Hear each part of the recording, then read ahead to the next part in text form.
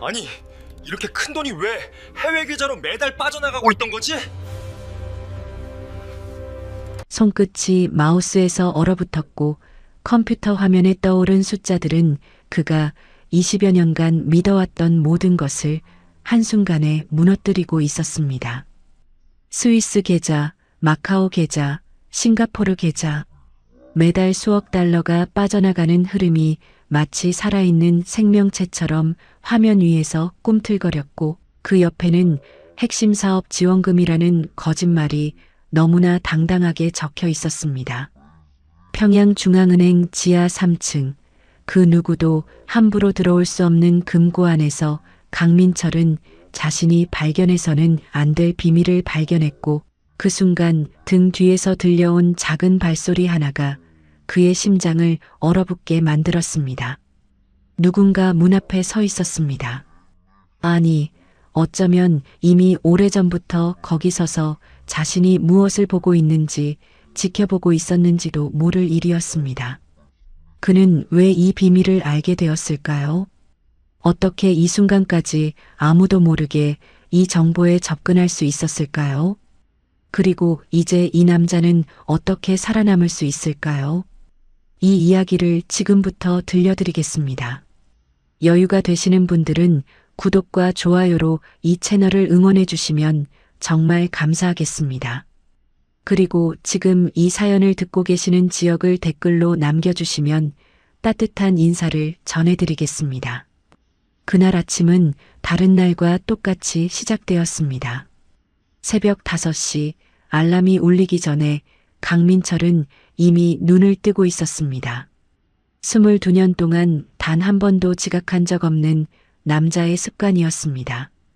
옆에서 아내 정숙이 작은 숨소리를 내며 자고 있었고 건너방에서는 딸 은혜가 아직 꿈나라에 있을 시간이었습니다. 그는 조용히 일어나 세면장으로 갔고 거울 속 자신의 얼굴을 바라보았습니다. 48배 나이, 희끗희끗 섞인 머리카락, 깊게 패인 미간의 주름.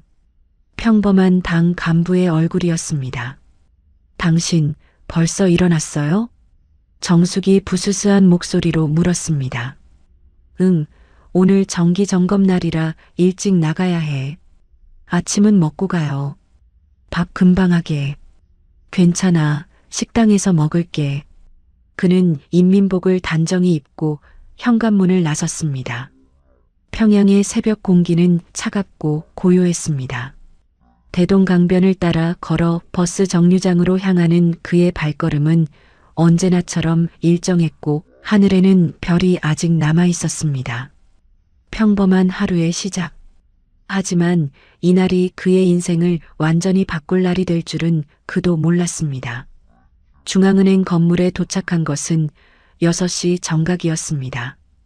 경비원이 그를 보며 고개를 숙였고 그는 습관처럼 손을 들어 답례했습니다.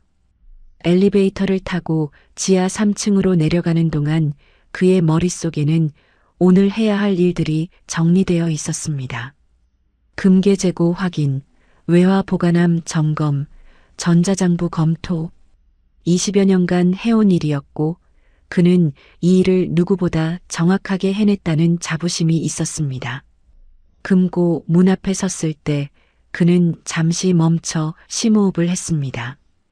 두꺼운 철문, 그 위에 붙은 최고 기밀 표지, 그리고 6자리 비밀번호.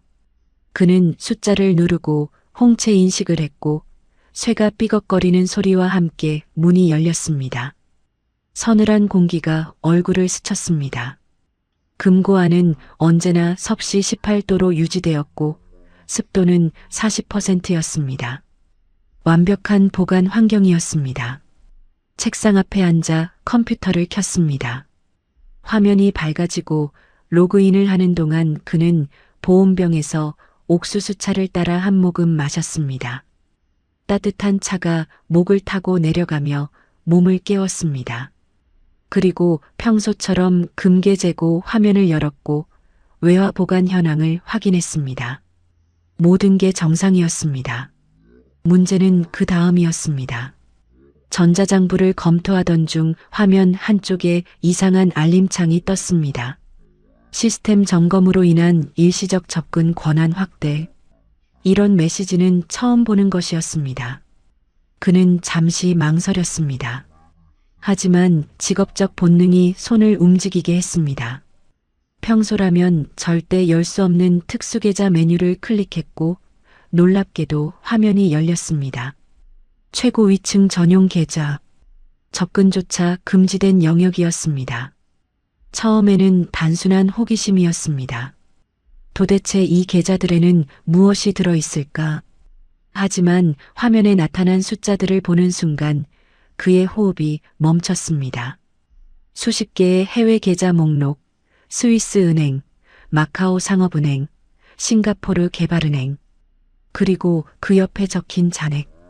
수억 달러였습니다. 아니, 어떤 계좌는 10억 달러를 넘었습니다. 그의 손이 떨렸습니다. 더 충격적인 것은 입출금 내역이었습니다. 매달 일정한 금액이 북한에서 이 계좌들로 송금되고 있었고 그 돈은 다시 여러 나라로 분산되어 빠져나갔습니다. 장부상 명목은 핵심 사업 지원금, 대외경제협력기금, 전략물자 구매비였습니다. 하지만 민철은 알았습니다. 이것이 무엇을 의미하는지. 이것은 개인 비자금이었습니다. 최고 위층 인사들의 해외 도피 자금이었고 인민들이 굶주리는 동안 빼돌려진 국가 재산이었습니다. 그는 뒤로 물러나며 의자에 등을 기댔습니다. 가슴이 두근거렸고 입안이 바짝 말랐습니다. 이것을 본 자신이 믿기지 않았습니다. 20여 년간 충성해온 당과 조국, 그들이 인민을 위한다고 믿었던 모든 것이 거짓이었다는 증거가 지금 눈앞에 있었습니다. 그는 다시 화면을 들여다보았습니다. 혹시 잘못 본 것은 아닐까? 하지만 숫자는 명확했고 거래 내역은 생생했습니다. 바로 그 순간이었습니다. 등 뒤에서 작은 소리가 들렸습니다. 발소리. 누군가 금고 안으로 들어오고 있었습니다. 민철은 재빨리 화면을 닫으려 했지만 손이 떨려 마우스가 제대로 움직이지 않았습니다. 발소리가 점점 가까워졌습니다. 그의 등에 식은땀이 흘렀습니다. 강동무 벌써 출근했군. 뒤를 돌아보니 보안 담당 박동무가 서 있었습니다. 50대 중반의 무표정한 얼굴. 그는 언제나 아침 일찍 금고를 순찰하는 사람이었습니다. 민철은 억지로 미소를 지었습니다. 네, 박동무. 오늘 정기 점검이라 일찍 나왔습니다. 그래, 수고가 많네. 근데 지금 뭘 보고 있었나? 박동무의 눈빛이 컴퓨터 화면으로 향했습니다. 민철은 순간 숨이 멎는 듯 했습니다. 하지만 다행히 화면은 이미 일반 재고 관리 화면으로 돌아가 있었습니다. 아, 금괴 재고 확인하고 있었습니다. 그렇군. 이상은 없나? 네, 모두 정상입니다. 박동무는 잠시 그를 바라보다가 고개를 끄덕였습니다. 그리고 금고 안을 한 바퀴 돌아본 후 밖으로 나갔습니다. 문이 닫히는 소리가 들렸고 민철은 그제야 크게 숨을 내쉬었습니다. 온몸이 땀으로 젖어 있었습니다. 그는 다시 특수계좌 화면을 열려고 했지만 이미 접근 권한이 사라진 상태였습니다. 시스템 점검이 끝난 것이었습니다. 하지만 그가 본 것은 충분했습니다. 그 숫자들, 그 계좌들, 그 거래 내역들, 모두 그의 머릿속에 선명하게 각인되어 있었습니다. 그날 하루 종일 민철은 일에 집중할 수 없었습니다. 금괴를 세면서도 장부를 정리하면서도 머릿속에는 그 화면이 계속 떠올랐습니다.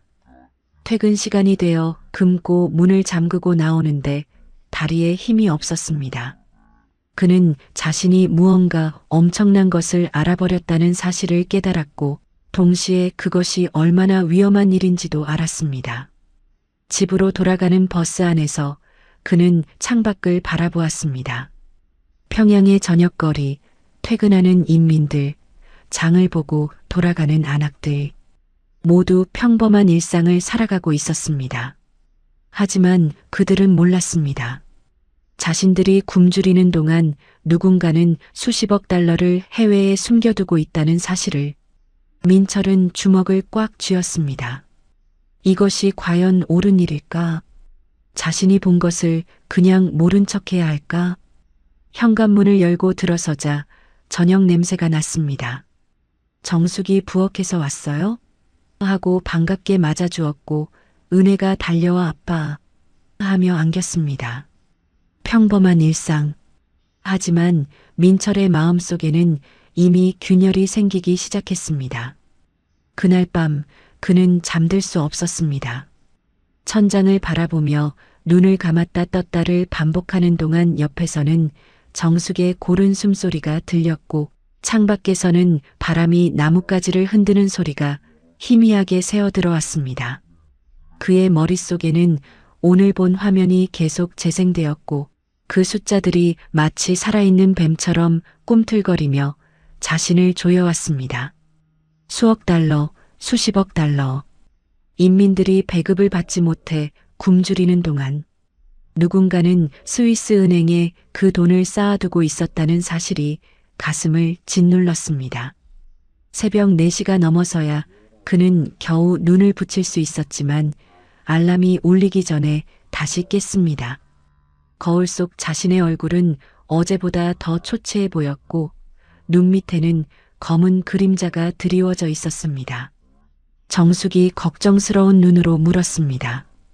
당신 어젯밤에 잠 못 잤어요? 뒤척이는 소리 들렸는데. 아니야, 괜찮아. 그냥 일 때문에 조금 생각이 많았을 뿐이야. 무슨 일인데요? 금고에 문제라도 생긴 거예요? 민철은 고개를 저었습니다. 아내에게 어떻게 말할 수 있겠습니까? 자신이 본 것을 말하는 순간 그녀도 위험에 빠질 텐데.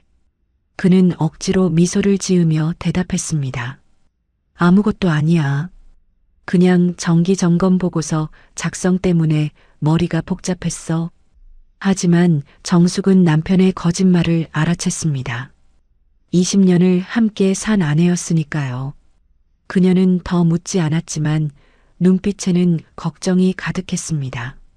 출근길 버스 안에서 민철은 창밖을 바라보았습니다. 평소와 똑같은 풍경이었지만 모든 것이 다르게 보였습니다. 거리를 걷는 사람들, 출근하는 노동자들, 장을 보러 가는 안악들. 그들은 모두 진실을 모른 채 살아가고 있었습니다. 자신들이 믿는 조국이 사실은 소수의 권력자들을 위한 거대한 거짓말 위에 세워져 있다는 것을. 이틀째 되는 날도 사흘째 되는 날도 민철은 평소처럼 일했습니다. 금괴를 세고 장부를 정리하고 보고서를 작성했습니다. 하지만 특수계좌 화면은 다시 열리지 않았고 그날의 시스템 오류는 다시 발생하지 않았습니다. 어쩌면 그것이 마지막 기회였는지도 몰랐습니다. 아니, 어쩌면 그것은 함정이었는지도 몰랐습니다. 누군가 일부러 그 화면을 열어두고 자신이 보는지 시험했을 수도 있다는 생각이 들자 등골이 오싹해졌습니다. 사흘째 되는 날 오후 내선 전화가 울렸습니다. 수화기를 드는 순간 민철의 손이 미세하게 떨렸습니다. 강동무, 지금 당장 재정부 부장실로 올라오게. 최철수 부장의 목소리였습니다. 평소보다 낮고 차가운 음성이었습니다. 민철은 수화기를 내려놓고 잠시 멍하니 앉아 있었습니다. 왜 부장이 자신을 부르는 걸까? 혹시 그날 본 것을 알아챈 걸까? 아니면 박동무가 무언가 보고한 걸까? 온갖 생각이 머릿속을 휘몰아쳤지만 그는 일어서야 했습니다. 부르는데 가지 않을 수는 없었으니까요. 엘리베이터를 타고 5층으로 올라가는 동안 그의 심장은 북처럼 요란하게 뛰었습니다. 복도를 걸어 부장실 문 앞에 섰을 때 그는 잠시 심호흡을 했습니다.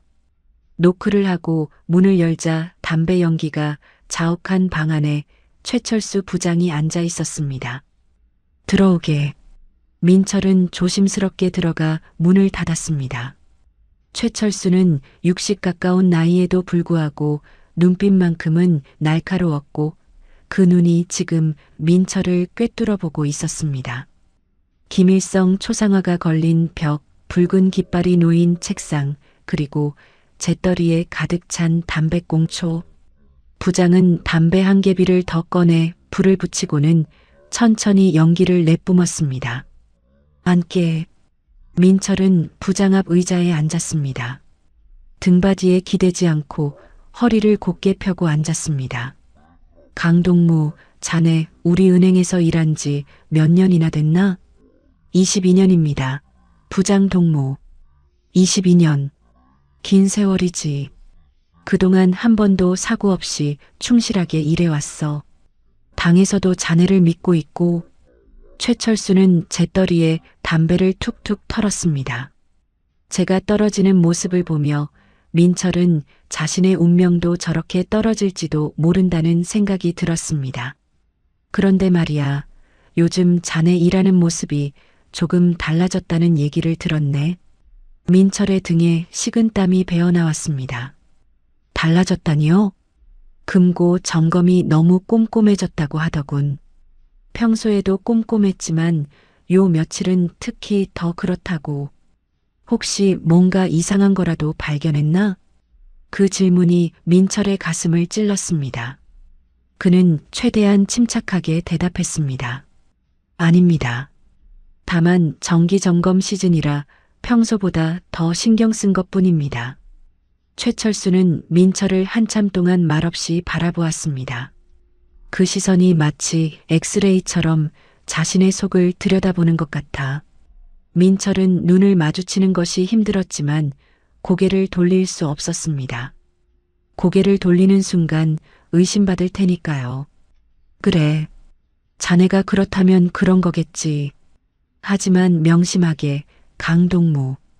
금고 책임자의 임무는 관리지 의심이 아니야. 자네 임무는 주어진 일을 정확히 수행하는 거지 필요 이상으로 파고드는 게 아니라는 말이야. 알겠나? 그 말 속에 담긴 경고를 민철은 정확히 알아들었습니다. 더 이상 깊이 보지 말라는 것. 본 것이 있다면 잊으라는 것.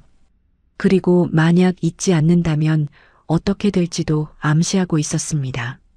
알겠습니다. 부장 동무. 좋아. 그럼 가서 일이나 하게. 아, 그리고 강동무. 민철이 일어서려는데 최철수가 다시 불렀습니다. 자네 가족은 잘 있나? 부인하고 딸? 그 질문에 민철의 온몸이 얼어붙었습니다. 이것은 단순한 안부가 아니었습니다. 경고였습니다. 만약 자신이 입을 연다면 가족도 무사하지 못할 거라는 협박이었습니다. 네, 다들 건강합니다. 그래, 좋아. 가족은 소중한 거야. 잘 지켜야 해. 민철은 고개를 숙여 인사하고 부장실을 나왔습니다. 문을 닫는 순간 다리에 힘이 풀려 거의 주저앉을 뻔했습니다. 복도 벽에 기대어 한참을 서 있었습니다. 온몸이 땀으로 젖어 있었고 손은 떨리고 있었습니다. 그날 밤 집으로 돌아왔을 때 정숙이 저녁상을 차려놓고 기다리고 있었습니다. 감자국에 옥수수밥, 그리고 김치 몇 조각. 평범한 저녁이었습니다. 은혜가 아빠 하며 달려와 안겼고 민철은 딸을 안아 올리며 그 작은 몸의 온기를 느꼈습니다. 이 아이를 지켜야 한다. 아내를 지켜야 한다. 그것이 지금 가장 중요한 일이었습니다. 저녁을 먹는 동안 정숙이 물었습니다. 당신 오늘 무슨 일 있었어요? 얼굴이 안 좋아 보여요. 아니야, 그냥 좀 피곤해서 그래. 부장님한테 불려갔다면서요? 은행 경비 아저씨가 그러던데. 민철은 수저를 놓고 아내를 바라보았습니다. 그녀의 눈에는 걱정과 두려움이 섞여 있었습니다. 별일 아니야. 정기 점검 보고 때문에 불렀을 뿐이야. 하지만 정숙은 믿지 않는다는 표정이었습니다. 그녀는 더 묻지 않았지만 식탁 아래에서 남편의 손을 꽉 잡았습니다. 그 손길이 떨리고 있었습니다. 그날 밤부터 민철은 이상한 것들을 느끼기 시작했습니다. 다음날 출근길, 버스 정류장에서 어제 보지 못했던 얼굴이 보였습니다. 30대 중반쯤 되어 보이는 남자, 검은 인민복을 입고 신문을 보는 척하지만 계속 이쪽을 훔쳐보고 있었습니다. 점심시간 식당에서도 같은 남자가 멀찍이 앉아 있었습니다. 퇴근 후 시장에 들렀을 때도 마찬가지였습니다. 그리고 가장 확실한 증거는 검은 승용차였습니다. 보이부에서 쓰는 차량, 번호판도 특수했습니다. 그 차가 매일 100m 뒤에서 민철을 따라왔습니다. 출근할 때도, 퇴근할 때도, 시장에 갈 때도 그림자처럼 붙어 다녔습니다. 민철은 확신했습니다. 자신이 감시당하고 있다는 것을. 그들은 자신이 무엇을 보았는지 알고 있었고, 그래서 지금 지켜보고 있는 것이었습니다. 언제 움직일지, 누구에게 말할지, 그것을 기다리고 있는 것이었습니다. 그는 밤마다 잠들 수 없었습니다. 창밖을 보면 골목 어딘가에 차가 서 있을 것 같았고, 전화벨이 울리면 가슴이 철렁했습니다. 그렇게 일주일이 흘렀습니다. 일주일 동안 민철은 로봇처럼 움직였습니다. 출근하고, 금고를 점검하고, 퇴근하고, 집에 돌아왔습니다. 하지만 머릿속에는 단 하나의 생각만 맴돌았습니다. 어떻게 해야 하지? 이대로 가만히 있어야 하나? 아니면 무언가를 해야 하나? 하지만 무엇을? 그는 답을 찾을 수 없었습니다. 하지만 답을 찾든 못 찾든 시간은 흘러갔고 미행은 날이 갈수록 노골적으로 변해갔습니다. 처음에는 멀찍이 서 있던 사람들이 점점 가까이 다가왔고 100m 뒤에서 따라오던 검은 승용차는 이제 50m까지 거리를 좁혔습니다. 그들은 더 이상 숨기려 하지 않았습니다. 오히려 민철이 자신들의 존재를 확실히 인식하기를 바라는 것처럼 보였습니다. 이것은 감시가 아니라 압박이었습니다. 2주째 되는 월요일 아침, 민철은 평소보다 일찍 집을 나섰습니다. 새벽 공기가 차가웠고 거리는 아직 어두웠습니다. 하지만 버스 정류장에 도착하자마자 그는 그들을 발견했습니다. 어제 본 바로 그 남자, 검은 인민복에 안경을 낀 30대 중반의 사내가 가로등 아래 서서 담배를 피우고 있었습니다. 민철이 정류장에 서자 남자는 담배를 입에 문 채 고개를 들어 이쪽을 똑바로 쳐다보았습니다. 숨기려는 신용조차 하지 않았습니다. 버스가 왔고 민철이 올라타자 그 남자도 따라 올라탔습니다. 차가 출발하는 동안 민철은 창밖을 보는 척했지만 유리창에 비친 남자의 모습이 보였습니다. 뒷좌석에 앉아 계속 이쪽을 관찰하고 있었습니다. 민철의 심장이 빠르게 뛰었지만 표정만큼은 평온하게 유지하려 애썼습니다.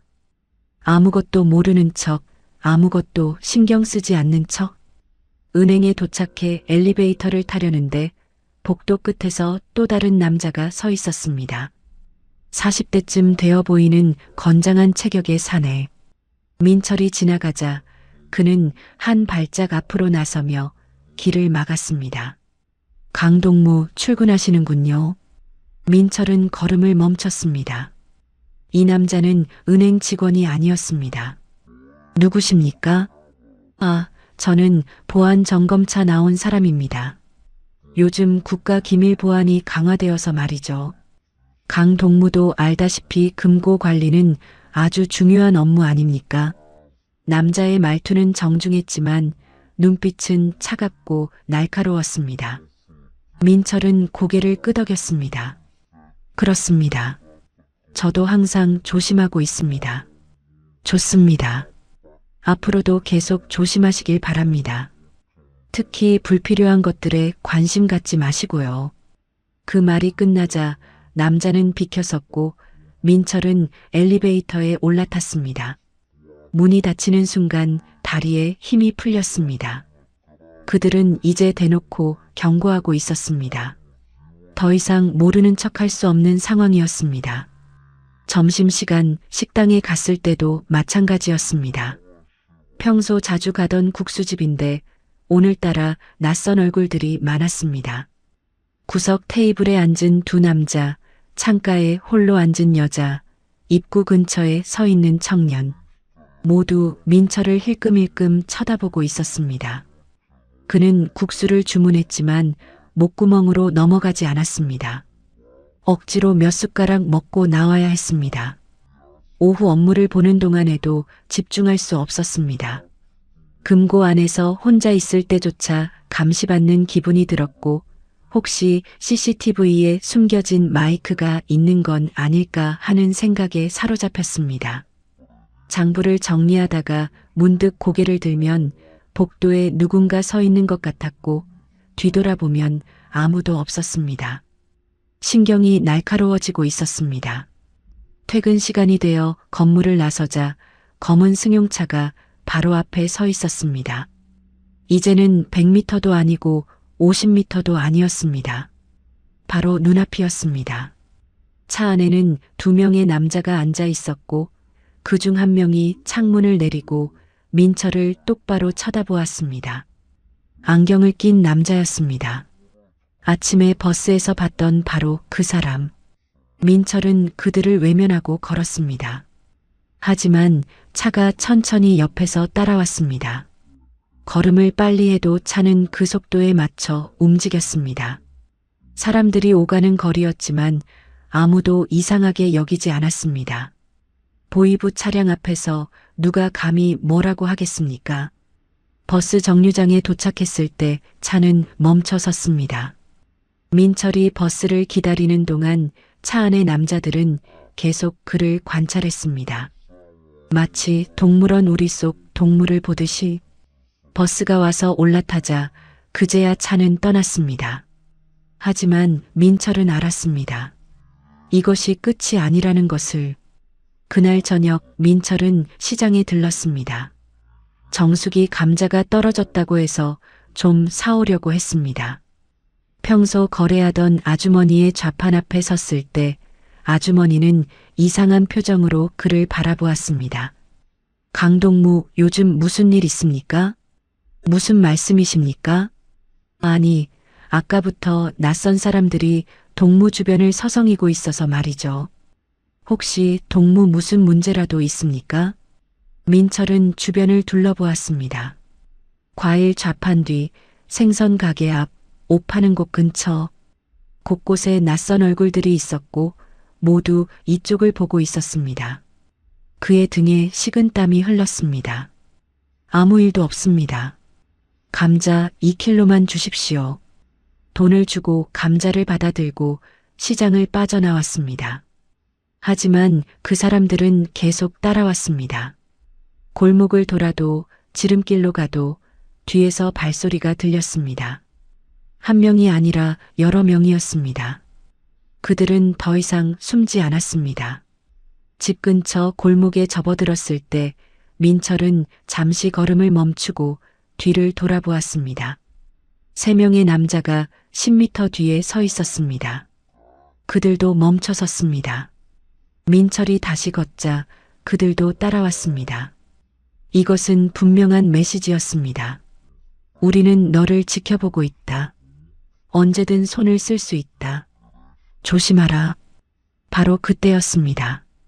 앞쪽에서 아빠 하는 목소리가 들렸습니다. 민철의 심장이 철렁 내려앉았습니다. 은혜였습니다. 학교에서 돌아오는 길이었습니다.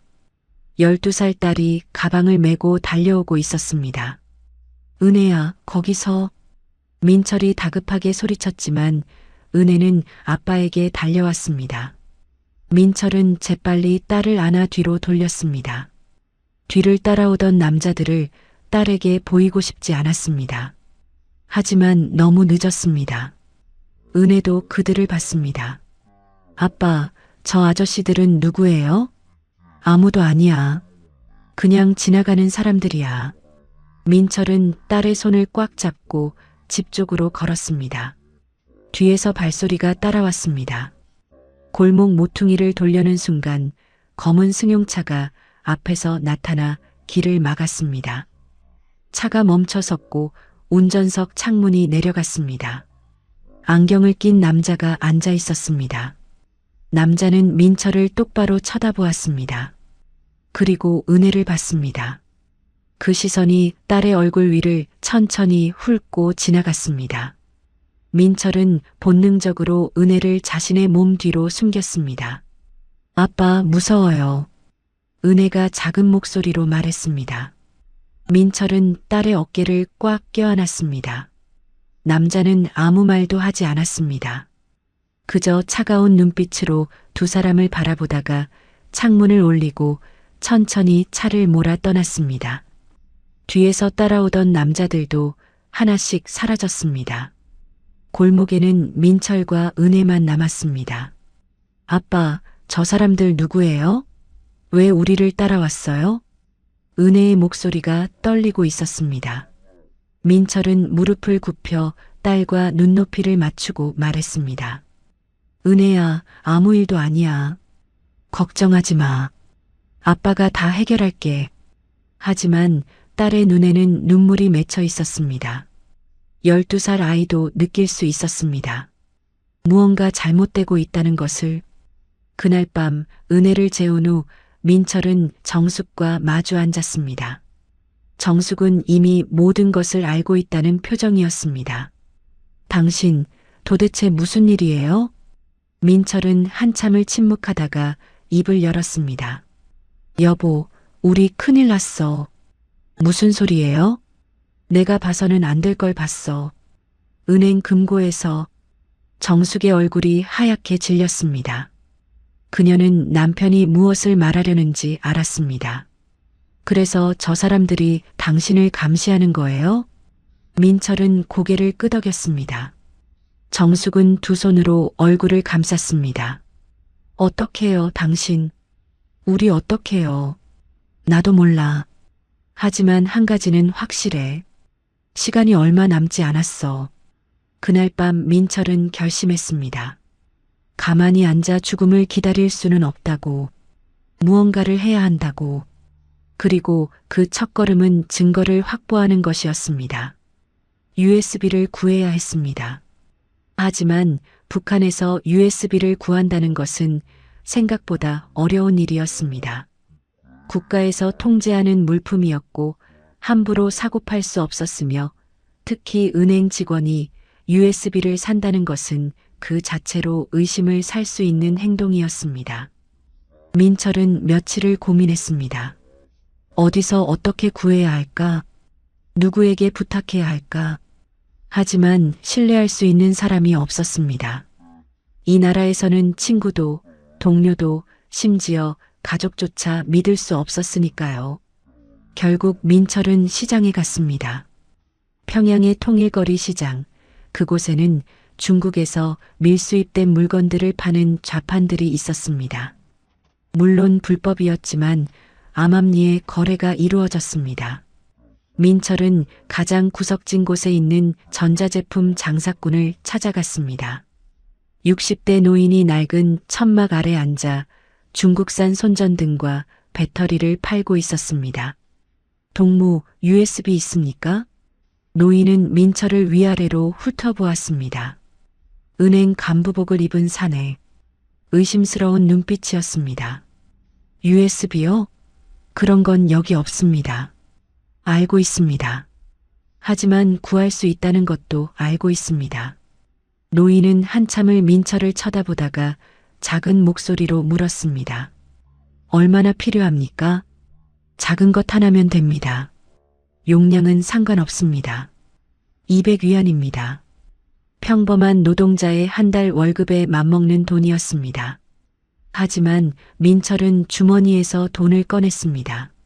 미리 준비해온 돈이었습니다. 노인은 돈을 받아 세어보더니 천막 뒤로 가서 작은 봉지를 가져왔습니다. 안에는 손톱만한 USB가 들어있었습니다. 보안국 사람 아니죠? 노인이 의심스럽게 물었습니다. 아닙니다. 그냥 개인 용도입니다. 조심하시오. 요즘 단속이 심합니다. 민철은 USB를 받아 주머니 깊숙이 넣고 시장을 빠져나왔습니다. 심장이 마구 뛰었습니다. 이제 시작이었습니다. 그날 밤부터 민철은 야근을 하기 시작했습니다. 다른 직원들이 모두 퇴근한 후에도 금고에 남아 일한다고 했습니다. 처음에는 경비원이 이상하게 여겼지만 민철이 정기점검 보고서 작성 때문이라고 하자 더 이상 묻지 않았습니다. 그는 믿을 만한 간부였으니까요. 밤 9시 건물은 텅 비었습니다. 복도에는 민철의 발소리만 울렸습니다. 금고로 내려가는 계단을 걸어 내려갈 때마다 등골이 서늘했습니다. 혹시 누군가 숨어서 지켜보고 있는 건 아닐까? CCTV에 모든 게 찍히고 있는 건 아닐까? 하지만 돌아갈 수 없었습니다. 금고 문을 열고 들어가 책상 앞에 앉았습니다. 컴퓨터를 켜고 로그인을 했습니다. 화면이 밝아지고 메뉴가 떴습니다. 민철은 심호흡을 하고 주머니에서 USB를 꺼냈습니다. 손이 떨렸습니다. 컴퓨터에 꽂는 순간 경보가 울릴까봐 두려웠지만 다행히 아무 일도 일어나지 않았습니다. 그는 조심스럽게 파일을 열기 시작했습니다. 특수계좌는 접근할 수 없었지만 그날 잠깐 본 정보는 머릿속에 남아 있었습니다. 계좌번호, 은행명, 거래 내역. 그는 기억나는 대로 메모장에 적기 시작했습니다. 스위스 은행 계좌번호, 마카오 상업은행 계좌, 싱가포르 개발은행 정보. 손가락이 키보드 위에서 빠르게 움직였습니다. 그리고 접근 가능한 다른 자료들도 복사하기 시작했습니다. 일반 외화 거래 내역, 금괴 입출고 기록, 대외 송금 명세서. 이것들도 중요한 증거가 될 수 있었습니다. 파일을 USB로 복사하는 동안 진행률 바가 천천히 올라갔습니다. 10%, 20%, 30%. 그 느린 속도가 민철을 미치게 만들었습니다. 복도에서 발소리가 들렸습니다. 민철은 화들짝 놀라 USB를 뺄까 말까 망설였지만 파일 전송 중에 빼면 오류가 날 수 있었습니다. 발소리가 점점 가까워졌습니다. 민철은 재빨리 다른 문서를 화면에 띄우고 USB 위에 서류를 올려놓았습니다. 문이 열렸습니다. 아직도 일하고 계십니까? 야간 경비원 리 동무였습니다. 민철은 억지로 미소를 지었습니다. 네, 보고서 작성이 생각보다 오래 걸리네요. 너무 무리하지 마십시오. 건강이 우선입니다. 고맙습니다. 조금만 더 하고 나가겠습니다. 경비원이 나가고 문이 닫혔습니다. 민철은 다시 화면을 바꿨습니다. 파일 전송이 90%까지 왔습니다. 100% 완료. 그는 조심스럽게 USB를 빼서 주머니 깊숙이 넣었습니다. 첫날의 작업이 끝났습니다. 이틀째 밤도 사흘째 밤도 마찬가지였습니다. 민철은 밤마다 금고에 남아 자료를 복사했습니다. 핵개발 관련 자금 흐름, 무기거래 관련 송금 기록, 제재 우회 거래 명세, 접근 가능한 모든 것을 담았습니다. USB는 점점 무거워졌습니다. 아니, 실제로 무거워진 것은 아니었지만 민철에게는 그렇게 느껴졌습니다. 이 작은 장치 안에 북한 정권의 비밀이 담겨 있었으니까요. 일주일째 되는 밤 민철은 평소보다 늦게까지 남아 있었습니다. 자정이 넘은 시각이었습니다. 마지막 파일을 복사하고 있는데 갑자기 건물 어딘가에서 소리가 들렸습니다. 무언가 떨어지는 소리. 민철은 귀를 기울였습니다. 위층에서 들리는 것 같았습니다. 혹시 누군가 있는 건가? 그는 컴퓨터를 끄고 금고를 나와 계단을 올라갔습니다. 5층 복도에 불이 켜져 있었습니다. 평소에는 밤에 불을 끄는데 오늘은 켜져 있었습니다. 민철은 조심스럽게 복도를 걸었습니다. 최철수 부장실 앞을 지나가는데 문이 살짝 열려 있었습니다. 이상했습니다. 부장은 퇴근할 때 항상 문을 잠그는 사람이었습니다. 민철은 잠시 망설이다가 문을 밀고 안을 들여다보았습니다. 방은 어두웠고 아무도 없었습니다. 하지만 책상 위에 서류가 흩어져 있었습니다. 평소 깔끔한 부장답지 않은 모습이었습니다. 민철은 들어가서는 안 된다는 것을 알았지만 발이 저절로 움직였습니다. 책상 위 서류를 보는 순간 그의 숨이 멎었습니다. 붉은 글씨로 극비라고 적힌 표지, 그리고 그 아래 제목이 보였습니다. 숙청 대상자 예비 명단. 민철의 손이 떨렸습니다. 보면 안 된다. 지금 당장 나가야 한다. 하지만 그는 서류를 집어들었습니다. 첫 페이지를 넘겼습니다. 명단이 나왔습니다. 이름, 직책, 혐의, 예정일. 한 줄씩 읽어 내려가는데 심장이 점점 빨리 뛰었습니다. 5번째 줄에서 민철의 시선이 멈췄습니다. 강민철, 중앙은행 금고 책임자, 국가기밀 유출 혐의, 예정일 이번 달 말, 오늘이 20일이었습니다. 이번 달 말까지 열흘밖에 남지 않았습니다. 민철은 서류를 내려놓고 뒤로 물러섰습니다. 다리에 힘이 풀려 의자에 주저앉았습니다. 그들은 이미 결정했습니다. 자신을 제거하기로. 열흘 후면 자신은 이 세상에 없을 것입니다. 아니, 혼자만 죽는 것이 아닙니다. 가족도 함께, 정숙도, 은혜도, 어쩌면 부모님과 형제들까지. 손이 떨려 서류를 제대로 잡을 수 없었습니다. 그는 일어나려 했지만 다리가 말을 듣지 않았습니다. 머릿속이 하얗게 변했습니다. 어떡하지? 어떻게 해야 하지? 열흘, 단 열흘. 복도에서 발소리가 들렸습니다. 민철은 화들짝 정신을 차렸습니다. 재빨리 서류를 원래 자리에 놓고 방을 나왔습니다. 복도 모퉁이로 몸을 숨겼습니다. 경비원이 지나갔습니다. 순찰을 도는 중이었습니다. 경비원이 사라지자 민철은 계단으로 달려가 지하로 내려갔습니다. 금고로 돌아와 문을 잠그고 벽에 기댔습니다. 온몸이 땀으로 젖어 있었습니다. 숨을 크게 들이마시고 내쉬기를 반복했습니다. 진정해야 했습니다. 패닉에 빠져서는 안 됐습니다. 지금 필요한 것은 냉정함이었습니다. 그는 주머니에서 USB를 꺼냈습니다. 이것이 자신과 가족의 유일한 생존 카드였습니다. 이 안에 담긴 정보를 가지고 탈출해야 했습니다. 열흘 안에 모든 것을 준비하고 이 나라를 벗어나야 했습니다. 민철은 컴퓨터를 다시 켰습니다. 남은 자료가 있는지 확인했습니다. 더 이상 복사할 것은 없었습니다. 충분했습니다. 아니, 충분하든 아니든 이제 시간이 없었습니다. 그는 USB를 빼서 속옷 안쪽 깊숙한 곳에 숨겼습니다. 절대 잃어버려서는 안 되는 것이었습니다. 금고를 나와 건물을 빠져나왔습니다. 새벽 1시, 평양의 거리는 고요했습니다. 별이 하늘에 가득했지만 민철의 눈에는 아무것도 들어오지 않았습니다. 그는 걸었습니다. 집까지 걸어가는 동안 머릿속으로 계획을 세웠습니다. 탈출 경로, 필요한 물품, 연락할 사람, 모든 것을 정리해야 했습니다. 집에 도착했을 때 정숙은 아직 깨어 있었습니다. 그녀는 남편의 얼굴을 보자마자 알았습니다. 당신 무슨 일 있었어요? 민철은 아내를 껴안았습니다. 한참을 그렇게 서 있다가 작은 목소리로 말했습니다.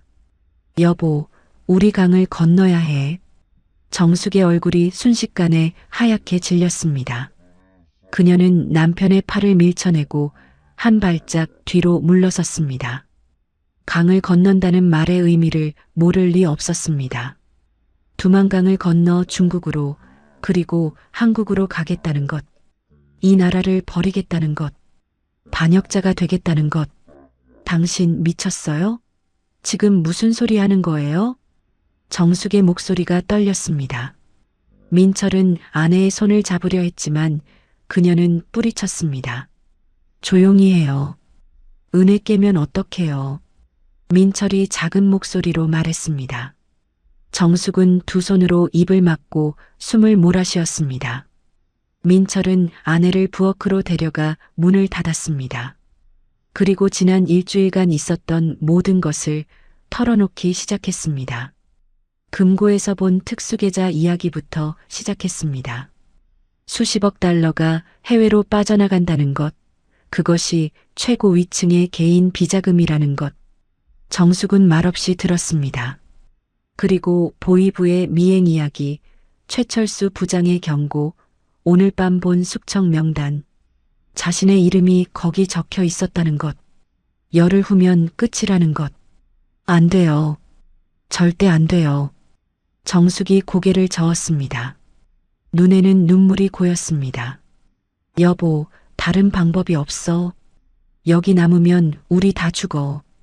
강을 건너도 죽어요. 잡히면 총살 당하는 거 몰라요? 우리만 죽는 게 아니에요. 당신 어머니, 형님네 가족, 우리 부모님까지 전부 수용소로 끌려가요. 전부.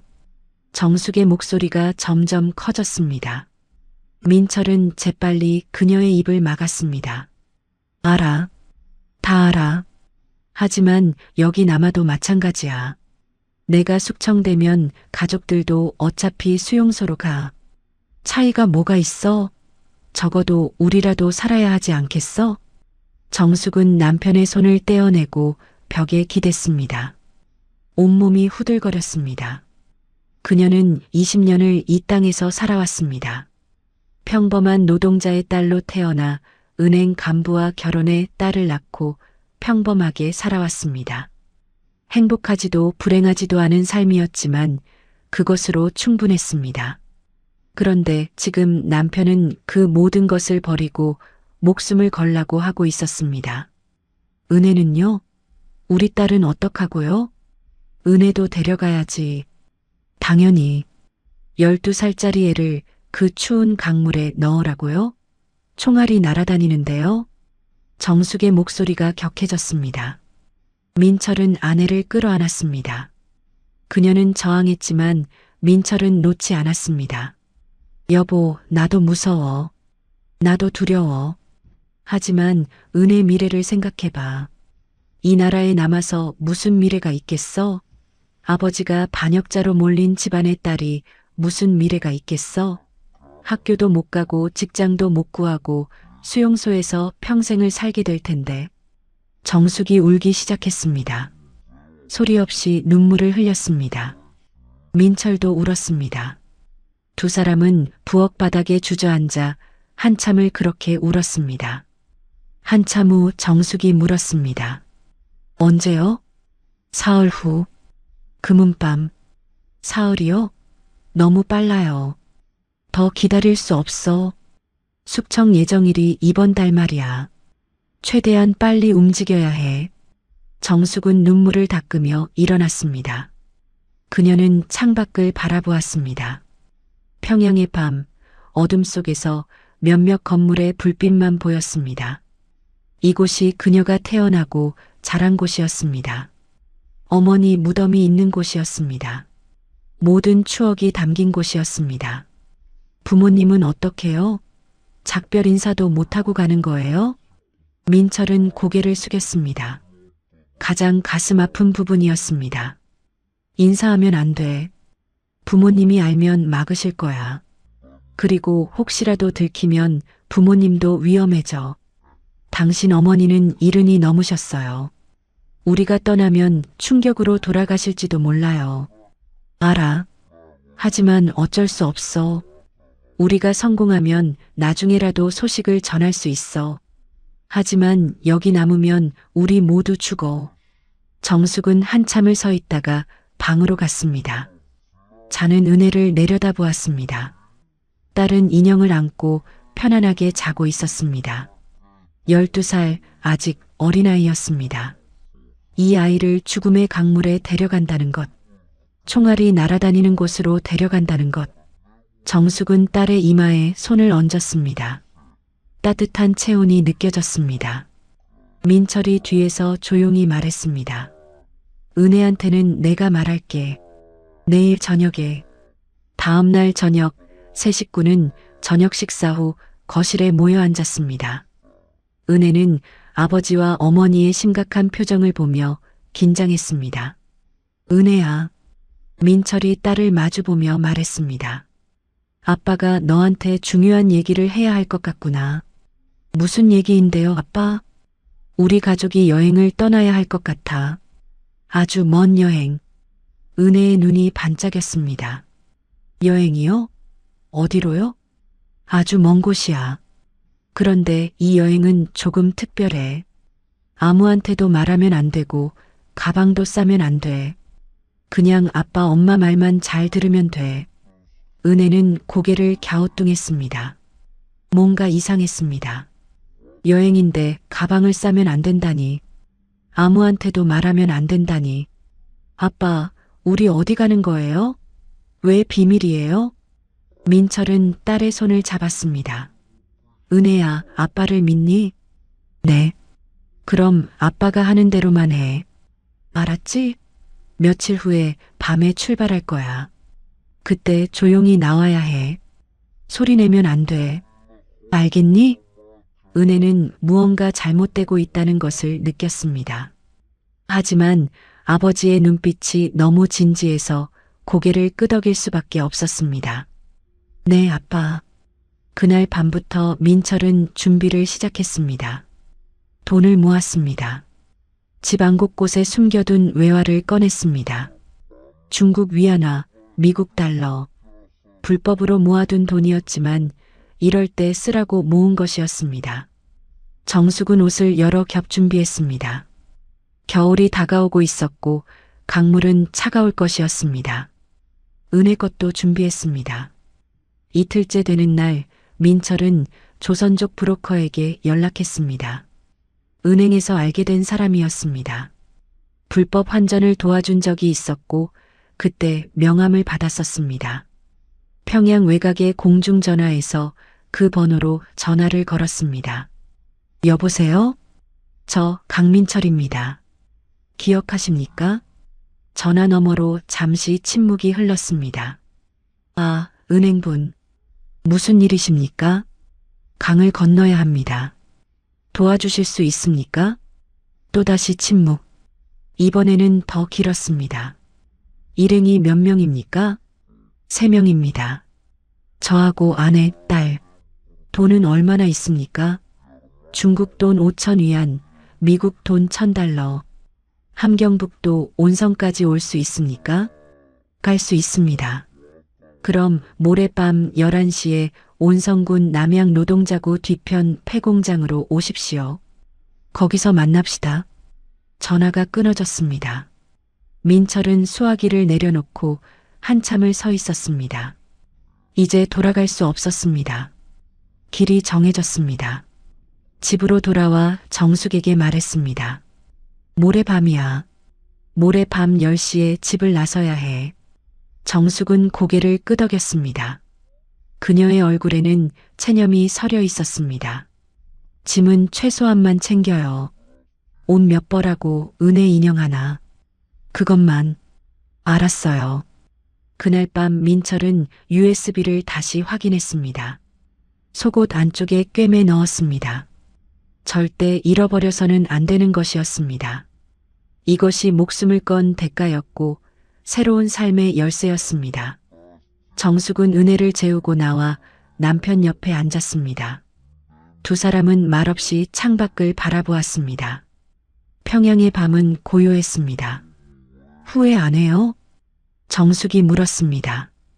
후회할 시간도 없어. 그냥 살아야 해. 우리 만약 실패하면요? 실패하면 그게 우리 운명이겠지. 하지만 시도는 해야 해. 정숙은 남편의 손을 잡았습니다. 그 손이 차갑고 떨리고 있었습니다.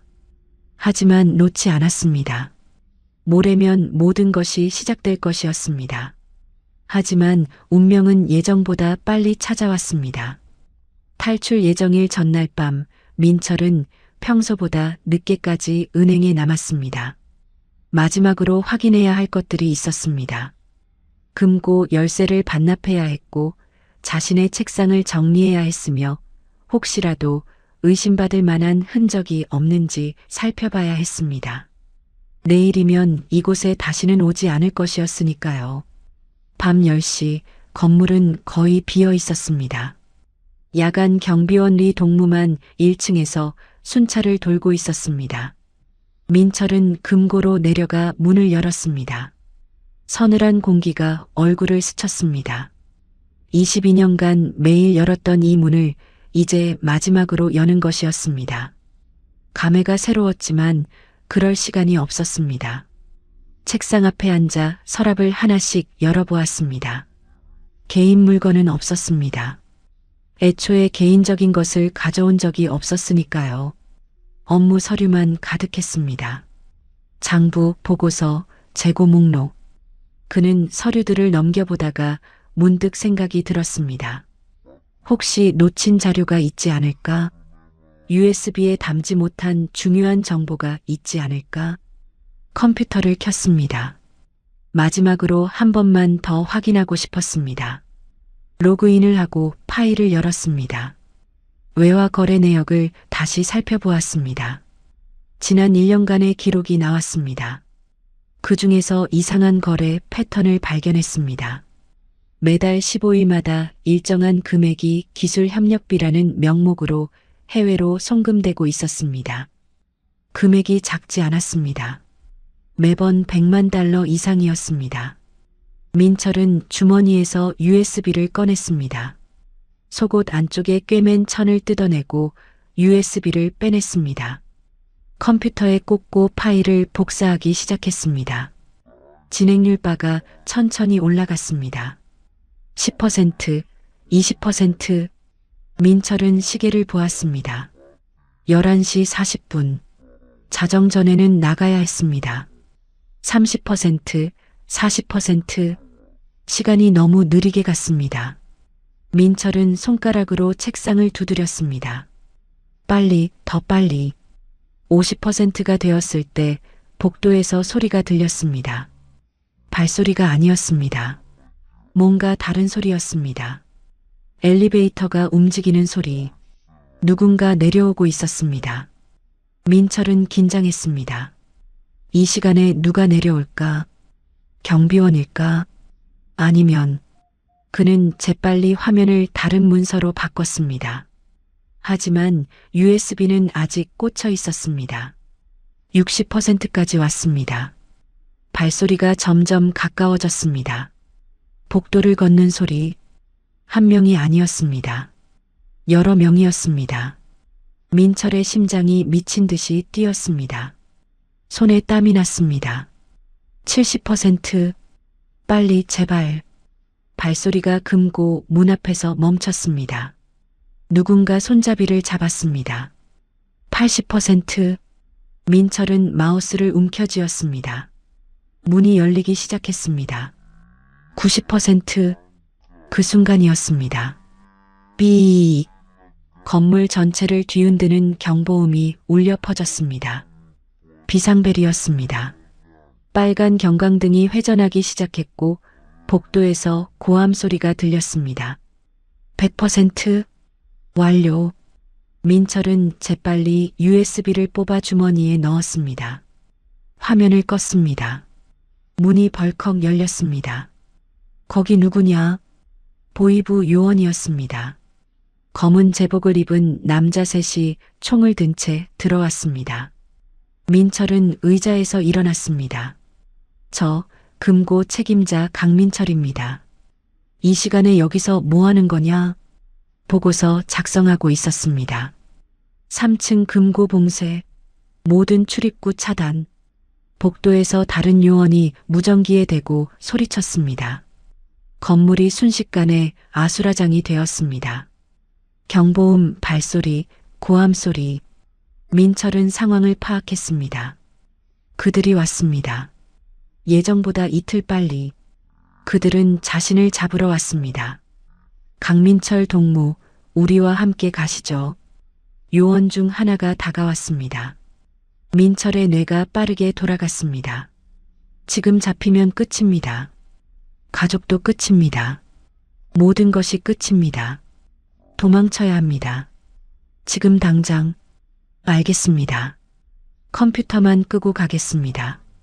민철이 책상 쪽으로 몸을 돌렸습니다. 요원들이 잠시 방심한 그 순간 민철은 책상 위에 서류 뭉치를 집어 던졌습니다. 서류들이 공중에서 흩날렸고 요원들의 시야를 가렸습니다. 그 틈에 민철은 비상구 쪽으로 달렸습니다. 거기서 뒤에서 고함이 들렸습니다. 하지만 민철은 멈추지 않았습니다. 비상구 문을 박차고 열었습니다. 계단이 나타났습니다.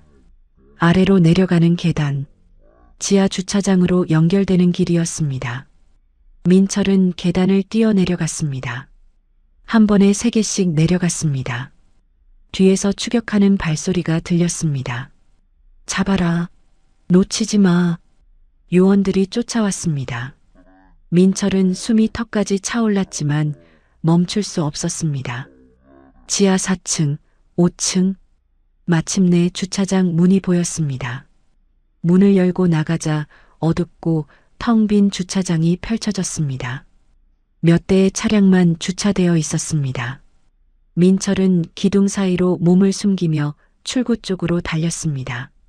뒤에서 문이 벌컥 열리는 소리가 들렸습니다. 추격조가 주차장으로 들어왔습니다. 손전등 불빛이 사방을 비쳤습니다. 이쪽을 수색해라. 저쪽도. 민철은 기둥 뒤에 숨어 숨을 죽였습니다. 손전등 불빛이 바로 옆 기둥을 비쳤습니다. 조금만 더 오른쪽으로 오면 발각될 것이었습니다. 민철은 옆으로 조용히 움직였습니다. 발소리를 죽이며 한 걸음씩. 출구가 20m 앞에 있었습니다.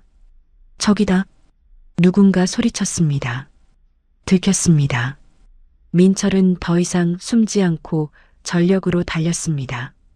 출구를 향해 미친 듯이 달렸습니다. 뒤에서 발소리가 쫓아왔습니다. 쏜다. 총성이 울렸습니다. 탕. 총알이 기둥에 맞아 콘크리트 파편이 튀었습니다. 민철은 몸을 낮추고 계속 달렸습니다. 출구가 바로 앞이었습니다. 차단기가 내려와 있었지만 옆으로 빠져나갈 틈이 있었습니다.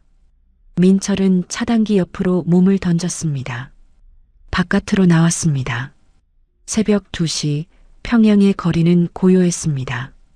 하지만 은행 건물 앞에는 검은 승용차 여러 대가 멈춰 서 있었습니다. 보이부 차량이었습니다. 요원들이 건물을 포위하고 있었습니다. 민철은 반대 방향으로 달렸습니다. 뒷골목으로 빠졌습니다. 어둠 속으로 사라졌습니다. 뒤에서 고함 소리와 사이렌 소리가 들렸지만 점점 멀어졌습니다. 그는 골목을 누비며 달렸습니다. 숨이 터질 것 같았지만 멈출 수 없었습니다. 한참을 달려 한적한 골목에 도착했을 때 민철은 벽에 기대어 숨을 몰아쉬었습니다. 온몸이 땀으로 젖어 있었습니다. 다리가 후들거렸습니다. 하지만 살아 있었습니다. 아직 잡히지 않았습니다. 주머니를 더듬어 USB를 확인했습니다. 있었습니다. 안전했습니다. 이것만 있으면 됩니다. 이것이 자신과 가족의 생명줄이었습니다. 민철은 시계를 보았습니다. 새벽 2시 20분. 약속 장소는 온성군 남양 노동자구 뒤편 폐공장. 11시에 만나기로 했지만 이제 계획이 틀어졌습니다. 지금 당장 가족을 데리고 떠나야 했습니다. 보이부는 곧 집으로 갈 것이었습니다. 민철은 다시 달리기 시작했습니다. 집으로 가는 길, 뒷골목을 이용했습니다. 큰 길은 피했습니다. 검문소가 있을 것이었습니다. 20분을 더 달려 집 근처에 도착했습니다. 조심스럽게 주변을 살폈습니다. 아직 보이부 차량은 보이지 않았습니다. 민철은 뒷문으로 집에 들어갔습니다. 정숙이 거실에서 기다리고 있었습니다. 남편의 모습을 보자 그녀는 비명을 삼켰습니다. 당신 왜 이렇게 됐어요? 민철의 옷은 찢어져 있었고 얼굴에는 상처가 나 있었습니다.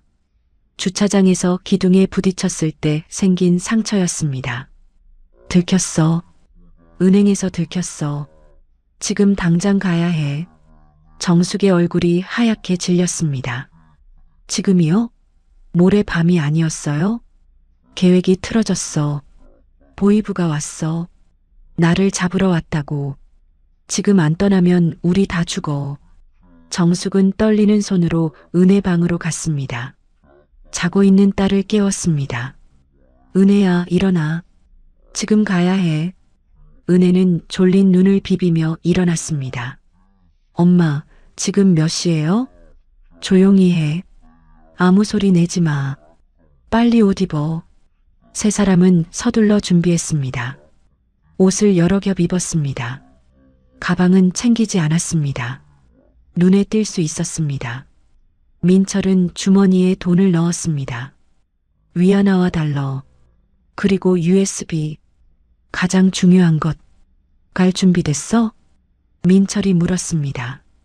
정숙과 은혜가 고개를 끄덕였습니다. 은혜는 아직 무슨 일인지 정확히 모르는 것 같았지만 부모의 심각한 표정에 감히 묻지 못했습니다. 현관문을 열려는 순간 멀리서 사이렌 소리가 들렸습니다. 점점 가까워지고 있었습니다. 보이부였습니다. 뒷문으로 나가자. 세 사람은 뒷문으로 나와 골목으로 빠졌습니다. 어둠 속으로 사라졌습니다. 그들이 떠나고 1분 후 검은 승용차 세대가 집 앞에 멈춰 섰습니다.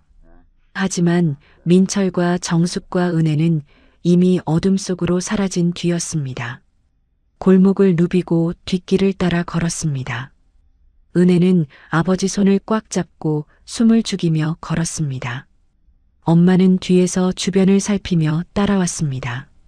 새벽 3시 평양은 잠들어 있었지만 곳곳에서 사이렌 소리가 울렸습니다. 아빠, 우리 어디 가는 거예요? 은혜가 작은 목소리로 물었습니다. 민철은 딸을 내려다보았습니다. 어두운 골목 속에서 딸의 얼굴은 창백했고 눈에는 두려움이 가득했습니다. 멀리 가는 거야. 조금만 참아라. 알았지? 약속 장소까지는 평양역에서 기차를 타고 가야 했습니다. 하지만 역에는 검문소가 있었고 지금쯤 민철의 사진이 모든 검문소에 배포되었을 것이었습니다. 기차는 위험했습니다. 다른 방법을 찾아야 했습니다. 민철은 평양 외곽의 화물 집결지로 향했습니다. 그곳에는 밤새 북쪽으로 향하는 트럭들이 있었습니다. 광산에 물자를 실어 나르는 트럭, 공장에 석탄을 공급하는 트럭. 민철은 한 트럭 운전사에게 다가갔습니다. 50대 중반의 수척한 얼굴을 한 남자였습니다. 동무 함경북도 쪽으로 가십니까? 운전사는 민철을 경계하는 눈으로 바라보았습니다. 왜요? 좀 태워주실 수 있습니까? 급한 일이 있어서요. 안 됩니다. 불법입니다. 민철은 주머니에서 위안화 몇 장을 꺼냈습니다. 운전사의 눈빛이 변했습니다. 얼마나 가실 건데요? 온성까지요. 가족입니까? 네. 운전사는 잠시 망설이다가 고개를 끄덕였습니다. 짐칸에 타세요. 검문소 지날 때는 절대 소리 내면 안 됩니다. 세 식구는 트럭 짐칸에 올라탔습니다. 석탄 자루들 사이에 몸을 숨겼습니다. 운전사가 덮개를 씌웠고 세상이 어두워졌습니다. 트럭이 출발했습니다. 엔진 소리가 요란했고 몸이 덜컹거렸습니다. 은혜는 엄마 품에 파고들어 떨었습니다. 1시간쯤 지났을 때 트럭이 멈춰 섰습니다. 검문소였습니다. 밖에서 군인 목소리가 들렸습니다. 어디 가는 길입니까? 무산광산에 석탄 납품하러 갑니다. 짐 검사 좀 합시다. 민철은 정숙의 손을 꽉 잡았습니다. 은혜의 입을 막았습니다. 덮개가 거치는 소리가 들렸습니다. 손전등 불빛이 짐칸을 비췄습니다. 석탄 자루들만 보였습니다. 세 사람은 자루 뒤편 구석에 웅크리고 있었습니다. 석탄이네요. 그렇습니다. 요즘 탈북자 단속이 심하니까 조심하십시오. 알겠습니다. 덮개가 다시 덮였습니다. 트럭이 출발했습니다. 민철은 그제야 숨을 내쉬었습니다. 정숙도 긴장을 풀었습니다. 하지만 은혜는 여전히 떨고 있었습니다. 6시간을 달려 온성군에 도착한 것은 오전 9시였습니다. 운전사는 외진 곳에 트럭을 세웠습니다. 세 사람은 짐칸에서 내렸습니다. 온몸이 석탄 가루로 검게 물들어 있었습니다. 남양 노동자구가 어디입니까? 민철이 물었습니다. 운전사가 손가락으로 방향을 가리켰습니다. 저쪽으로 3km쯤 가면 나옵니다. 폐공장은 마을 뒤편에 있고요. 고맙습니다. 세 사람은 걸어서 남양 노동자구로 향했습니다. 황량한 벌판이 펼쳐졌고 바람이 차갑게 불었습니다. 11월 말 겨울이 성큼 다가와 있었습니다. 은혜는 추위에 떨었고 정숙은 딸을 꼭 안고 걸었습니다. 폐공장에 도착한 것은 정오쯤이었습니다. 낡은 건물, 깨진 유리창, 녹슨 철문. 사람의 손길이 떠난 지 오래된 곳이었습니다. 민철은 건물 안으로 들어갔습니다. 텅 빈 공간, 먼지 쌓인 기계들, 그리고 구석에 한 남자가 앉아 담배를 피우고 있었습니다. 강민철입니까? 남자가 물었습니다. 40대 초반쯤 되어 보이는 조선족이었습니다. 네, 저입니다. 돈 가져왔습니까? 민철은 주머니에서 돈을 꺼냈습니다. 위안화와 달러를 건네주었습니다. 남자는 돈을 세어보고는 주머니에 넣었습니다. 오늘 밤 2시에 출발합니다. 그때까지 여기서 기다리세요. 밖으로 나가면 안 됩니다. 알겠습니다. 브로커가 떠나고 세 식구만 남았습니다. 민철은 창문으로 밖을 내다보았습니다. 멀리 두만강이 보였습니다. 저 강만 건너면 중국이었습니다. 저 강만 건너면 살 수 있었습니다. 정숙은 구석에 앉아 은혜를 안고 있었습니다. 딸은 피곤한지 엄마 품에서 잠들었습니다. 정숙도 지쳐 보였습니다. 밤새 한숨도 못 잤으니까요. 여보, 조금 자요. 민철이 말했습니다. 정숙은 고개를 저었습니다. 무서워서 잠이 안 와요. 민철은 아내 옆에 앉았습니다. 그녀의 어깨를 안았습니다. 곧 끝나. 조금만 더 견디면 돼. 정말 건널 수 있을까요? 저 강을? 건너야지. 안 건너면 죽어. 해가 지고 어둠이 찾아왔습니다. 공장 안은 칠흑같이 어두워졌습니다. 민철은 불을 켤 수 없었습니다. 밖에서 보일 수 있었으니까요.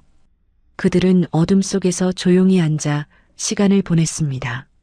새벽 2시 브로커가 돌아왔습니다. 뒤에 2명의 사내가 더 있었습니다. 모두 조선족이었습니다. 출발합니다. 따라오세요. 5명은 공장을 나와 강변으로 향했습니다. 달이 없는 금은밤이었습니다. 하늘에는 별만 총총했고 땅은 어둠에 잠겨 있었습니다. 강물 소리가 들렸습니다. 점점 가까워졌습니다. 강변에 도착했습니다. 두만강, 폭이 100m쯤 되어 보였습니다. 물이 흐르는 소리가 요란했습니다. 건너편에는 중국 땅이 있었습니다. 자유가 있었습니다. 지금 건너야 합니다. 보이부가 국경을 봉쇄하기 전에. 브로커가 속삭였습니다. 민철은 정숙과 은혜의 손을 잡았습니다. 정숙의 손은 얼음장처럼 차갑고 떨리고 있었습니다. 은혜는 강물을 보며 눈이 커졌습니다. 아빠, 저기 물에 들어가요? 그래. 조용히 해야 해. 알았지? 바로 그때였습니다. 뒤편 산길에서 차량 불빛이 보이기 시작했습니다. 엔진 소리가 들렸습니다. 한 대가 아니었습니다. 여러 대였습니다. 추격조다. 브로커가 다급하게 소리쳤습니다. 빨리 뛰어. 지금. 민철은 정숙과 은혜의 손을 잡아당겼습니다. 세 사람은 강둑을 뛰어내려갔습니다. 차량들이 점점 가까워졌습니다. 불빛이 강변을 비추기 시작했습니다. 거기서 확성기에서 고함이 울려 퍼졌습니다. 보이부였습니다. 민철은 뒤를 돌아보지 않았습니다. 강가에 도착해 물속으로 뛰어들었습니다. 순간 숨이 멎을 듯한 차가움이 온몸을 감쌌습니다. 11월 말 강물은 얼음장이었습니다. 발이 바닥에 닿지 않았습니다. 깊었습니다. 민철은 한 손으로 정숙을 끌고 다른 손으로 은혜를 잡았습니다. 엄마, 은혜가 비명을 질렀습니다. 물이 목까지 차올랐습니다. 조용히 해. 숨 참아. 뒤에서 차량 문이 열리는 소리가 들렸습니다. 발소리, 고함소리.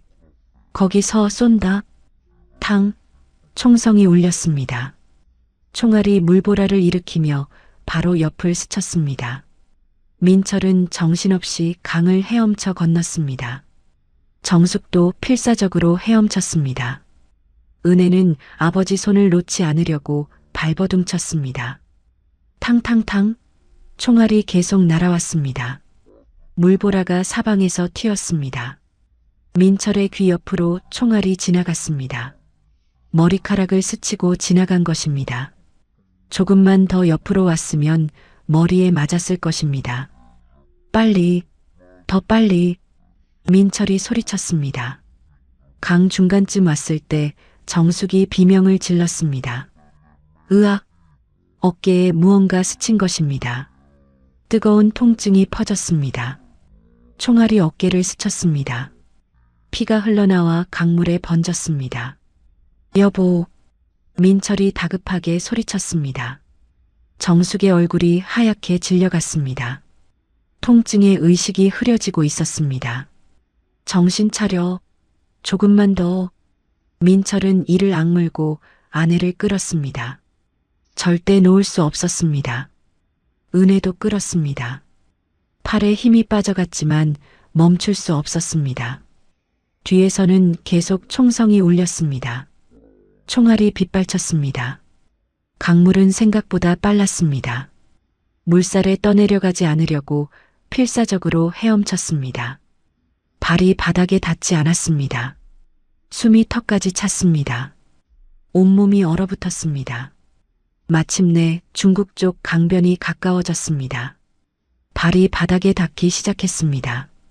민철은 정숙과 은혜를 끌어올렸습니다. 강둑을 기어 올라갔습니다.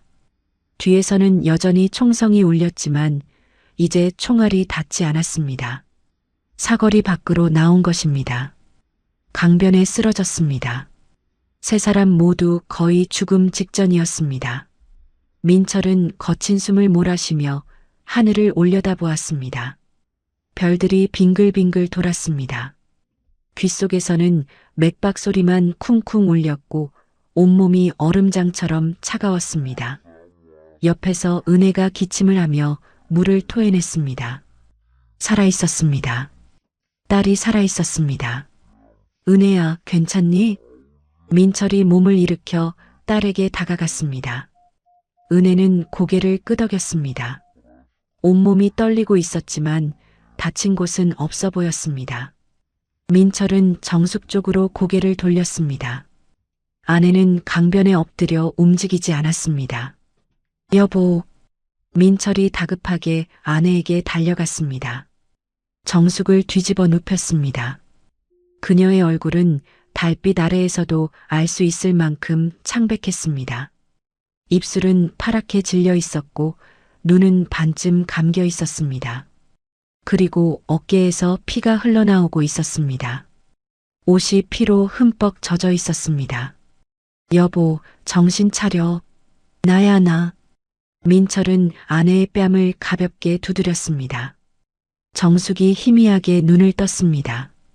초점이 흐릿했습니다. 은혜는? 정숙이 간신히 말했습니다. 목소리가 거의 들리지 않았습니다. 괜찮아. 우리 딸 멀쩡해. 걱정하지 마. 민철은 재빨리 아내의 옷을 걷어 올렸습니다. 어깨 뒤쪽에 총알이 스친 자국이 있었습니다. 관통상은 아니었지만 살점이 깊게 패여 있었고 피가 계속 흘렀습니다. 민철은 자신의 속옷을 찢어 상처를 감쌌습니다. 하지만 피는 멎지 않았습니다. 아빠, 엄마 죽는 거예요? 은혜가 울먹이며 물었습니다. 민철은 딸을 안심시키려 했지만 목소리가 떨렸습니다. 아니야. 엄마 안 죽어. 괜찮아질 거야. 하지만 민철도 알았습니다. 이대로는 안 된다는 것을. 출혈이 계속되면 정숙은 죽을 것이었습니다. 병원에 가야 했습니다. 아니, 병원은 위험했습니다.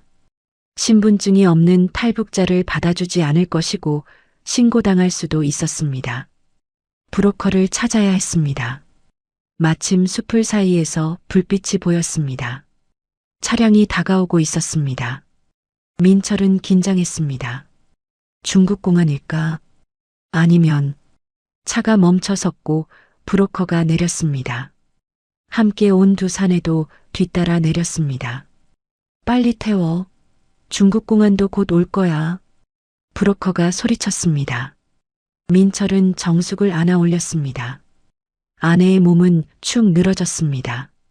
차에 태우고 은혜도 올렸습니다. 차가 출발했습니다. 강변을 벗어나 숲길로 접어들었습니다. 덜컹거리는 비포장도로를 달렸습니다. 부상이 심합니까? 브로커가 백미러로 뒤를 보며 물었습니다. 총에 맞았어요. 피가 계속 나요. 의사한테 데려가겠습니다. 우리 마을에 조선족 의사가 있어요. 차는 40분쯤 달려 작은 마을에 도착했습니다. 낡은 집들이 옹기종기 모여 있었고 불빛은 거의 없었습니다. 차가 한 집 앞에 멈춰 섰습니다. 브로커가 문을 두드렸고 잠시 후 60대쯤 되어 보이는 노인이 문을 열었습니다. 리 선생님, 환자가 있습니다. 노인은 상황을 파악하고 고개를 끄덕였습니다. 민철은 정숙을 안고 집 안으로 들어갔습니다. 좁은 방, 낡은 가구, 하지만 깨끗했습니다. 노인이 가리키는 대로 정숙을 침대에 눕혔습니다. 밖에 나가 계십시오. 노인이 말했습니다. 민철은 망설였습니다. 제가 도와드리겠습니다. 아니요. 나가 계세요. 딸은 엄마 봐야 하니까 여기 있고요. 민철은 방을 나와 복도에 섰습니다. 문틈으로 안을 들여다보았습니다. 노인은 정숙의 옷을 벗기고 상처를 살펴보았습니다. 소독약을 바르고 핀셋으로 박힌 파편을 빼냈습니다. 정숙이 신음했습니다. 은혜가 엄마 손을 꽉 잡았습니다. 아프지? 조금만 참아라. 노인이 말했습니다. 실로 상처를 꿰맸습니다. 정숙은 의식이 오락가락했지만 이를 악물고 견뎠습니다. 1시간쯤 지나 노인이 나왔습니다. 다행히 관통상이 아닙니다. 하지만 염증이 생기면 위험해요. 며칠은 지켜봐야 합니다. 민철은 안도의 한숨을 내쉬었습니다. 고맙습니다. 정말 고맙습니다. 여기서 며칠 쉬고 가세요. 밖에 나가면 안 됩니다. 공안이 탈북자 단속을 하고 있어요. 브로커가 거실에서 말했습니다. 한국 가려면 어떻게 해야 합니까? 민철이 물었습니다. 브로커는 담배를 꺼내 물었습니다. 시간이 걸립니다. 적어도 석 달은요. 중국 전역에 검문이 심하거든요. 일단 여기서 숨어 지내다가 때가 되면 남쪽으로 내려가야 해요. 광저우, 그 다음 쿤밍, 그리고 라오스 국경. 거기서 태국으로 넘어가면 한국 대사관이 있습니다. 석 달이요? 빨리 가려면 더 많은 돈이 필요해요. 지금 가진 돈으론 부족합니다. 민철은 주머니를 뒤졌습니다. 남은 돈이 별로 없었습니다. 강을 건널 때 일부를 잃어버렸습니다. 하지만 USB는 있었습니다. 속옷 안쪽에 꿰맨 USB. 축축했지만 안전했습니다. 알겠습니다. 석 달이면 석 달이죠. 그날 밤부터 세 식구는 그 작은 조선족 마을에서 숨어 지냈습니다. 리 선생 집 다락방이 은신처였습니다. 낮에는 절대 밖에 나갈 수 없었습니다. 창문도 열 수 없었습니다. 공안이 순찰을 돌았기 때문입니다. 정숙의 상처는 천천히 아물어갔습니다. 처음 일주일은 열이 났습니다. 밤마다 식은땀을 흘리며 신음했습니다. 민철은 잠도 자지 못하고 아내를 간호했습니다. 물수건으로 이마를 닦아주고 물을 먹이고 약을 발라주었습니다. 은혜도 엄마 곁을 지켰습니다.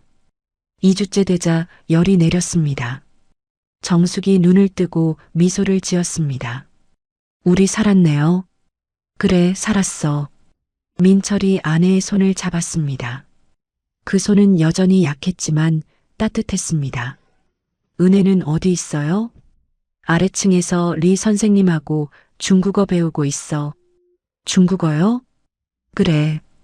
여기서 살려면 필요하대. 정숙은 천장을 바라보았습니다. 낡은 나무 천장, 거미줄이 쳐진 구석. 하지만 그것이 아름답게 보였습니다. 살아있다는 것이 기적처럼 느껴졌습니다. 석 달이 흘렀습니다. 겨울이 깊어졌다가 봄이 오기 시작했습니다. 정숙의 상처는 완전히 아물었습니다. 어깨에는 흉터만 남았습니다. 은혜는 중국어를 배웠고 리 선생 손녀와 친구가 되었습니다. 민철은 다락방에서 USB의 자료를 정리했습니다. 리 선생이 빌려준 낡은 노트북에 파일을 옮겼습니다. 북한 정권의 비밀들이 화면에 펼쳐졌습니다. 어느 날 브로커가 찾아왔습니다. 때가 됐습니다. 이번 주 안으로 출발해야 해요.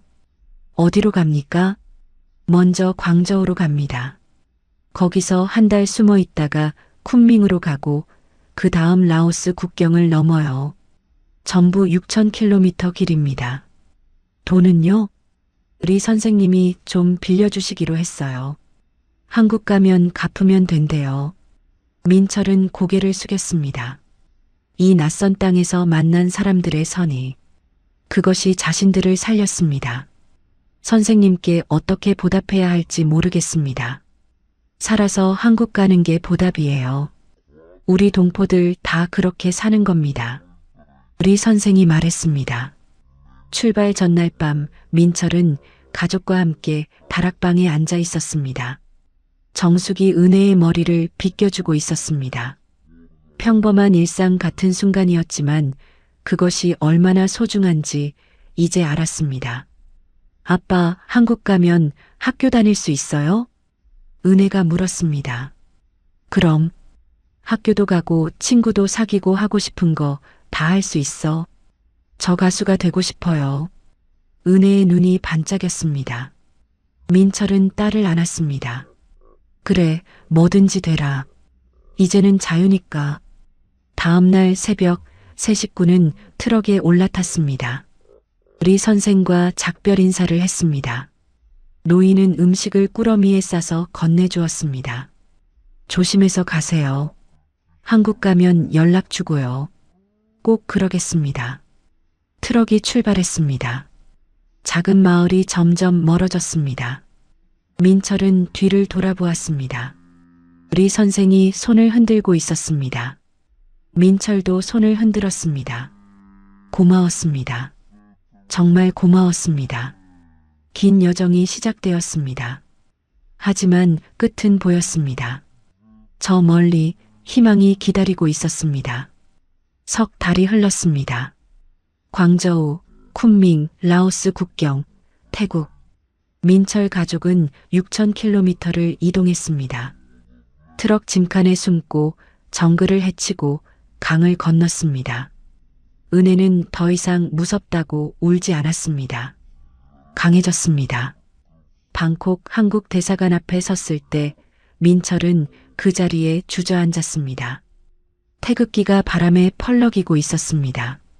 민철은 그 깃발을 보며 울었습니다. 정숙도 울었습니다. 은혜도 울었습니다. 석 달 동안 참았던 눈물이 쏟아졌습니다. 일주일 후 인천공항행 비행기에 올랐습니다. 5시간의 비행 끝에 기장의 안내 방송이 흘러나왔습니다. 승객 여러분, 곧 인천국제공항에 도착하겠습니다. 민철은 창밖을 내다보았습니다. 구름 아래로 땅이 보이기 시작했습니다. 빌딩들, 도로들, 불빛들. 한국이었습니다. 비행기가 활주로에 착륙했습니다. 바퀴가 땅에 닿는 순간 기내에 박수 소리가 터졌습니다. 민철도 박수를 쳤습니다. 눈물이 흘렀습니다. 입국장을 나와 한국 땅을 밟았습니다. 민철은 바닥에 무릎을 꿇고 땅에 이마를 댔습니다. 살았습니다. 가족이 살았습니다. 하나원에서 석 달간 적응 교육을 받았습니다. 그리고 어느 날 국정원에서 연락이 왔습니다. 서울 내곡동 국정원 본부. 민철은 조사관 앞에 앉아 주머니에서 USB를 꺼냈습니다. 석 달 동안 몸에서 떨어뜨리지 않았던 것이었습니다. 이 안에 무엇이 들어 있습니까? 북한 최고 위층의 해외 비자금 계좌 정보입니다. 그리고 핵무기 개발 자금 흐름, 국제 제재를 우회하는 금융망도 있습니다. 조사관은 USB를 컴퓨터에 꽂았습니다. 화면에 수백 개의 파일이 나타났습니다. 스위스 은행 계좌 수십억 달러, 마카오 상업은행 거래 내역, 싱가포르 개발은행 비밀 계좌. 조사관의 눈빛이 달라졌습니다. 이건 대단합니다. 북한 정권의 급소예요. 이 정보로 비자금 계좌를 동결할 수 있고 제재를 강화할 수 있습니다. 이것을 위해 제 가족의 목숨을 걸었습니다. 부디 이 정보가 북한 주민들을 위해 쓰이길 바랍니다. 국정원은 정보를 국제사회와 공유했습니다. 유엔 안전보장이사회에 제출되었습니다. 스위스 정부는 해당 계좌들을 동결했습니다. 수십억 달러의 비자금이 묶였습니다.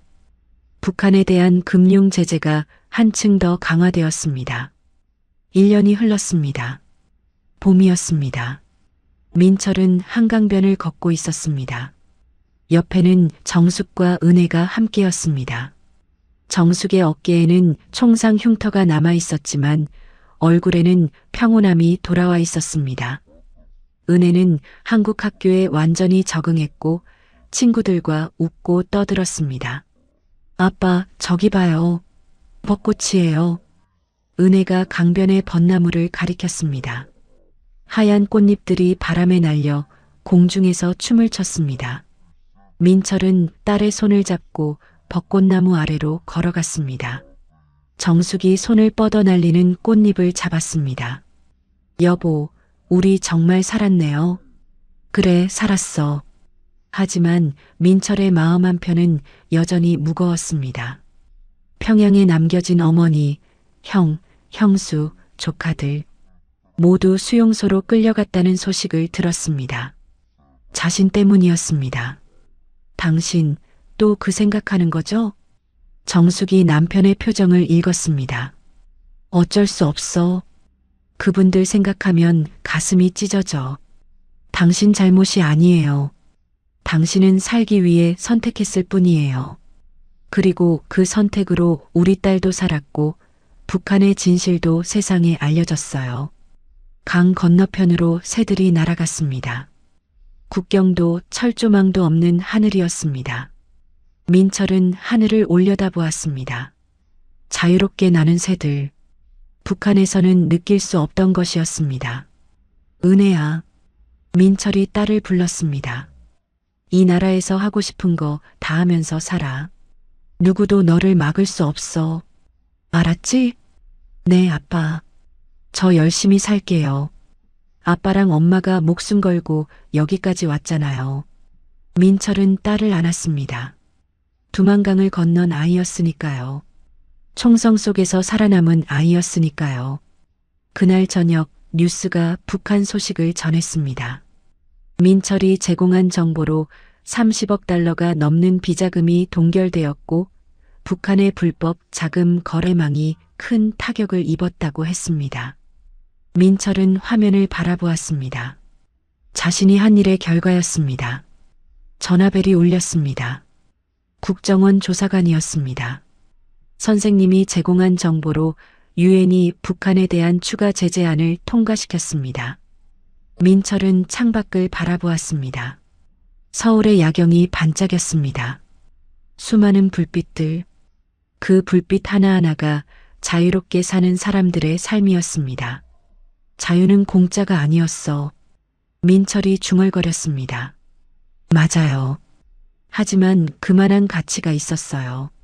정숙이 대답했습니다. 은혜가 방에서 나와 부모님 사이에 앉았습니다. 세 사람은 아무 말 없이 서로를 껴안았습니다. 살아있다는 것, 함께 있다는 것, 그것이 기적이었습니다. 여러분, 오늘 이야기는 여기까지입니다. 북한 중앙은행 금고 책임자였던 한 남자가 진실을 발견하고 목숨을 걸고 탈북해 그 진실을 세상에 알린 이야기였습니다. 이 이야기가 우리에게 던지는 질문은 이것입니다. 진실 앞에서 우리는 어떤 선택을 할 것인가? 안전을 택할 것인가? 아니면 용기를 택할 것인가? 강민철은 용기를 택했습니다. 그 대가는 혹독했지만 그는 후회하지 않았습니다. 자유는 공짜가 아닙니다. 누군가는 목숨을 걸고 강을 건넜고 누군가는 가족을 잃었으며 누군가는 고향을 등졌습니다. 우리가 누리는 이 자유도 마찬가지입니다. 오늘 이 이야기가 여러분 가슴에 작은 울림으로 남았으면 좋겠습니다. 그리고 우리가 가진 자유가 얼마나 소중한 것인지 한 번쯤 되새겨보는 시간이 되었으면 합니다. 이 채널이 여러분께 의미 있는 이야기를 전하는데 작은 도움이 되었다면 구독과 좋아요로 응원해 주시면 정말 감사하겠습니다. 다음 이야기에서 또 뵙겠습니다. 오늘도 행복한 하루 보내세요.